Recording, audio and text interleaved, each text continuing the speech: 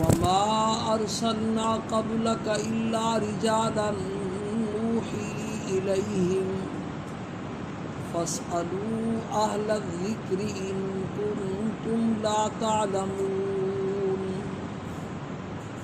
وما جعلناهم جسدا لا يأكلون الطعام وما كانوا خالدين۔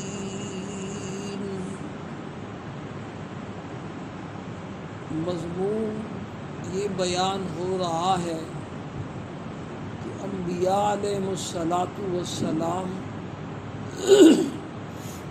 سب کے سب انسان تھے اور حضرت آدم علیہ الصلاۃ والسلام کی اولاد میں سے تھے۔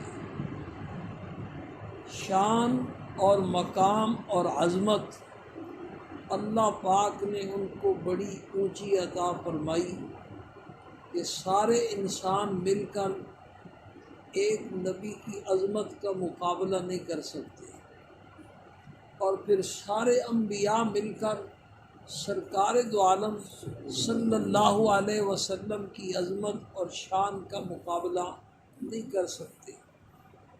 تو اتنی اونچی شان کے باوجود بہرحال وہ انسان تھے اور سارے کے سارے حضرت آدم علیہ الصلاۃ والسلام کی اولاد میں آئے، اور ان میں وہ ساری خصوصیات پائی جاتی تھی جو انسانوں میں پائی جاتی ہیں۔ ان میں 6 خصوصیات آپ نے سنی ہے، چھٹی خصوصیت کا بیان اور یہ آخری بیان ہے آج۔ سب سے پہلی خصوصیت یہ آپ نے سنی کہ جیسے عام انسانوں کو بھول چوک لگتی ہے، انبیاء علیہ الصلاۃ والسلام کو بھی بھول چوک لگ جاتی تھی، اور اللہ پاک نے اپنے بارے میں ارشاد فرمایا وَمَا كَانَ رَبُّكَ نَسِيًّا، تیرا رب بھولنے والا نہیں، جو بھولتا ہے وہ خدا نہیں ہو سکتا۔ دوسری خصوصیت آپ نے یہ سنی کہ جیسے عام انسانوں کو نیند آتی ہے اور نیند میں وہ خواب بھی دیکھتے ہیں، انبیاء علیہ الصلاۃ والسلام میں یہ خصوصیت پائی جاتی تھی، انہیں نیند بھی آتی تھی اور انہیں خواب بھی آتے تھے، البتہ ان کا دل بیدار رہتا تھا، خواب ان کے وہی ہوتے تھے۔ تیسری خصوصیت آپ نے یہ سنی کہ انبیاء علیہ الصلاۃ والسلام کھانا بھی کھایا کرتے تھے، پانی بھی پیا کرتے تھے، انہیں بھوک اور پیاس بھی لگتی تھی، اور جو کھانا کھاتا ہے وہ ساری کائنات کا محتاج ہوتا ہے۔ اللہ پاک وہ ہے، خدا وہ ہے جس کی ساری کائنات محتاج ہو اور وہ کسی کا محتاج نہ ہو، اور جو بیچارہ کھانا کھاتا ہے وہ ہر ایک چیز کا محتاج ہوتا ہے، اس لیے وہ خدا نہیں ہو سکتا۔ اور چوتھی خصوصیت آپ نے یہ سنی کہ انبیاء علیہ الصلاۃ والسلام بیمار بھی ہوتے تھے، عام انسانوں کی طرح انہیں پریشانی بھی آتی تھی، مصیبت بھی آتی تھی، انہیں صدمات بھی پہنچتے تھے، کبھی اولاد کا انتقال ہو گیا، کبھی والدین کا انتقال ہو گیا، کبھی قریبی رشتہ داروں کا انتقال ہو گیا، اور کئی ایسے مسائل جو انسانوں کے ساتھ لگے دنیا میں، یہ سارے مسائل انبیاء علیہ الصلاۃ والسلام کے ساتھ لگے تھے۔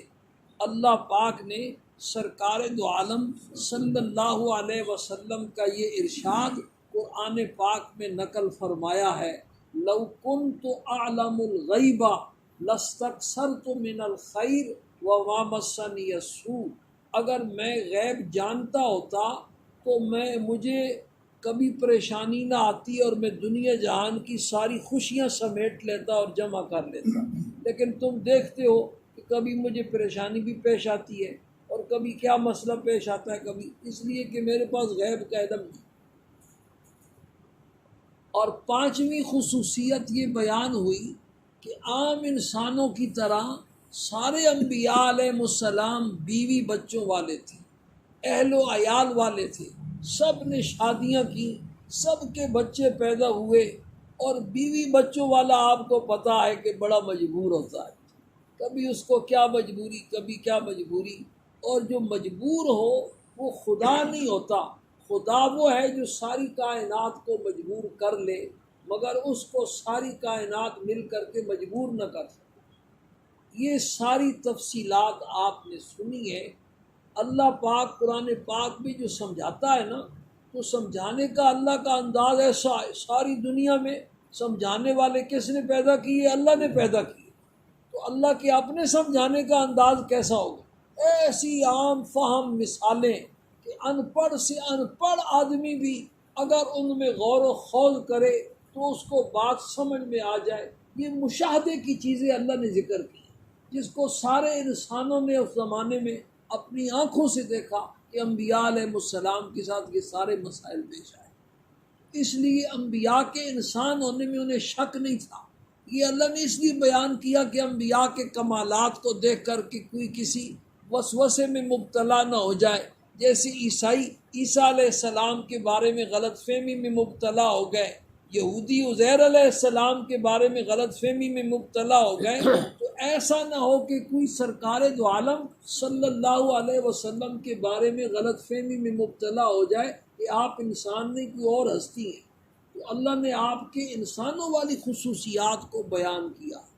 چھٹی جو خصوصیت بیان ہو رہی ہے وہ آخری اور آج آخری بیان ہے کہ انبیاء علیہ السلام عام انسانوں کی طرح دنیا میں پیدا ہوتے تھے اور پھر دنیا میں عام انسانوں والی زندگی گزارتے تھے، اور پھر عام انسانوں کی طرح دنیا سے ان کا انتقال بھی ہوتا تھا. انہیں موت بھی آتی تھی، ان کی وفات بھی ہوتی تھی، اور ان کے رشتہ دار عزیز و اقارب اور ان کی امت ان کی جدائی کے صدمے سے جو دوچار ہوتی تھی اور انہیں برداشت کرنا پڑتا. یہ مضمون بیان ہو رہا ہے. کئی انبیاء علیہ السلام کی موت کے واقعات آپ سن چکے ہیں. آج آخری حصہ ہے، دو آیات آج بیان کرنی ہے. پہلی آیت عیسیٰ علیہ السلام کے بارے میں پہلے بھی بیان ہو چکی ہے کہ اللہ پاک نے جہاں عیسیٰ علیہ السلام اور حضرت مریم صدیقہ کے خدا ہونے کا مسئلہ بیان کیا کہ یہ نہ خدا کے بیٹے ہیں نہ یہ خدا کی بیوی ہے، یہ عام انسانوں کی طرح انسان ہے. وہاں ارشاد فرمایا مل مسیح ابن مریم الا رسول.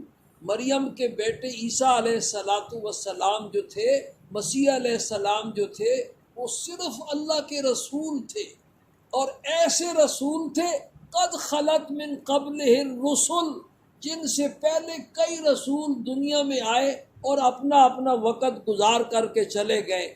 یہ بھی ایک دن اپنا وقت گزار کر کے دنیا سے چلے جائیں گے. تو اگر تم ان کو خدا بناتے ہو تو جب یہ دنیا سے چلے جائیں گے پھر اس وقت دنیا کا خدا کون ہوگا؟ وَأُمُّهُ صِدِّیقَةٌ، اور ان کی والدہ سچی عورت تھی. اس کے بعد فرمایا کانا یاکلان الطعام، یہ دونوں ماں اور بیٹا کھانا کھایا کرتے تھے.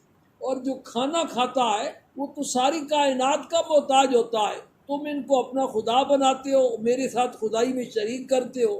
خدا تو وہ ہے جس کی ساری کائنات محتاج ہو، وہ کسی کا محتاج نہ ہو.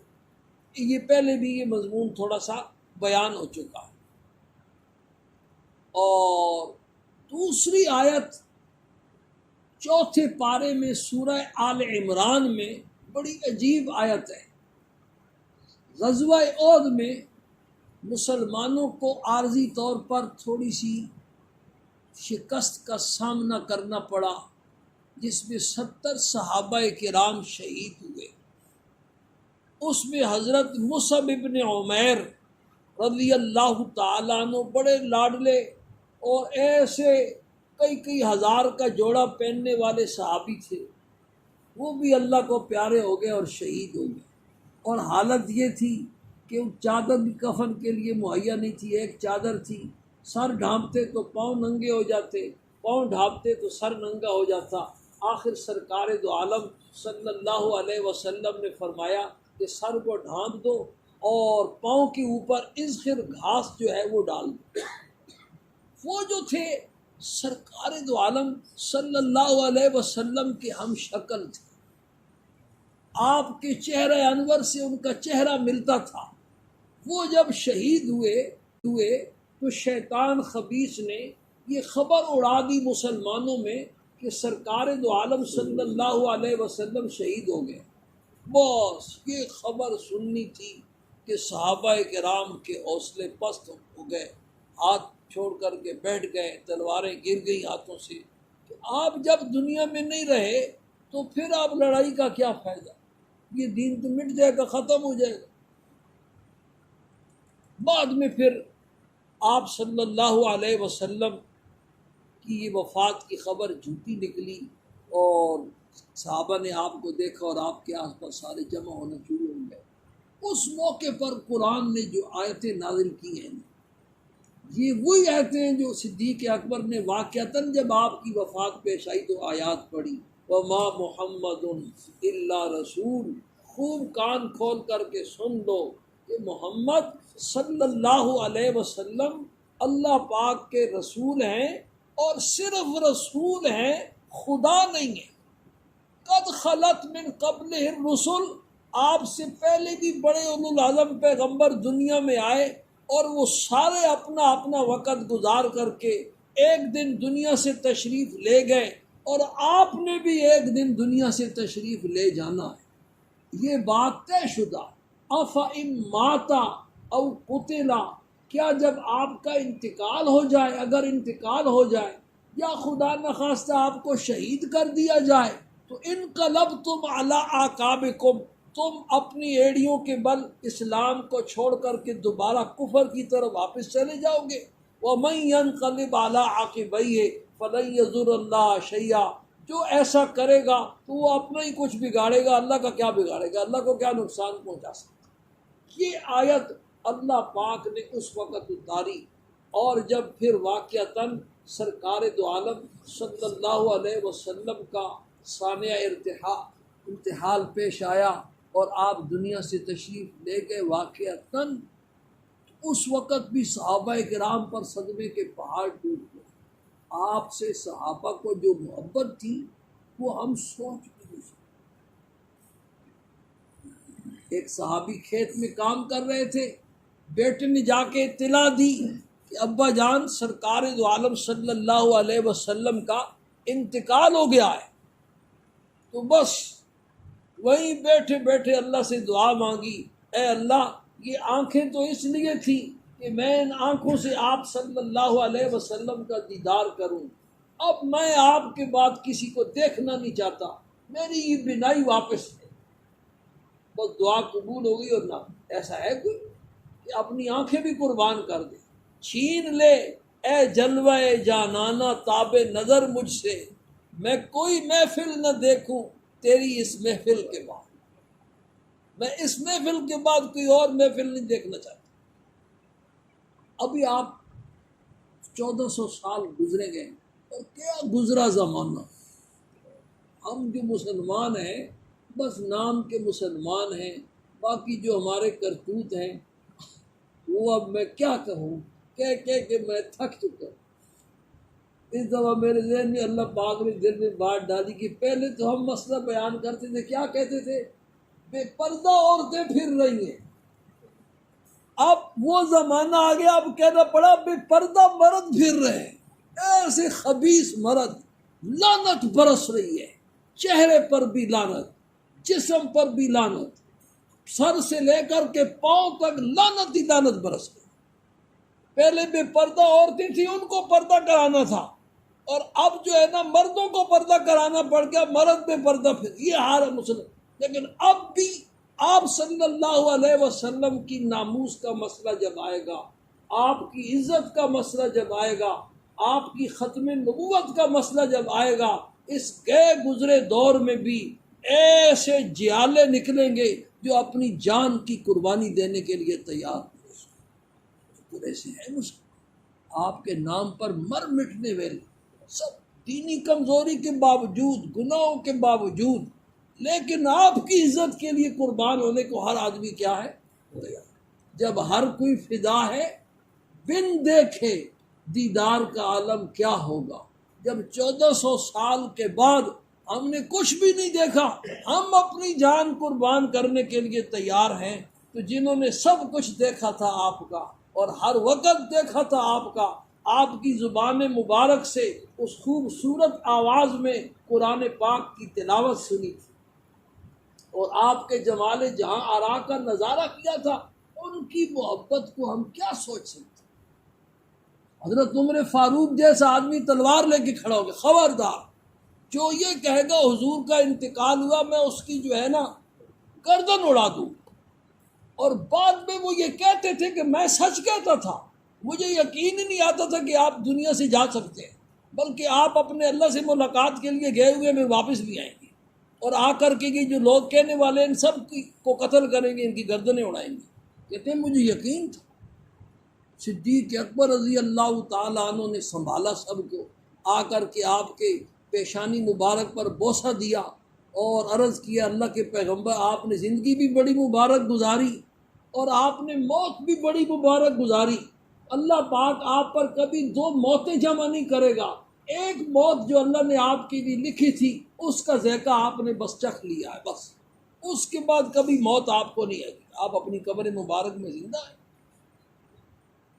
باہر آئے اور حضرت عمر فاروق کو کہا بیٹھ جاؤ، وہ ان کی بات سن کر کے بھی نہ بیٹھے، تو انہوں نے ان کو چھوڑ دیا اور ممبر پہ تشریف لے گئے۔ سارے صحابہ صدیق اکبر کے آس پاس جمع ہو گئے، انہوں نے خطبہ دیا، اور خطبے میں بڑے عجیب الفاظ، من کان یعبد محمدا فإن محمدا صلی اللہ علیہ وسلم قد مات، جو محمد صلی اللہ علیہ وسلم کی پوجا کرتا تھا، عبادت کرتا تھا، وہ سن لے کہ اس کے خدا کا انتقال ہو چکا۔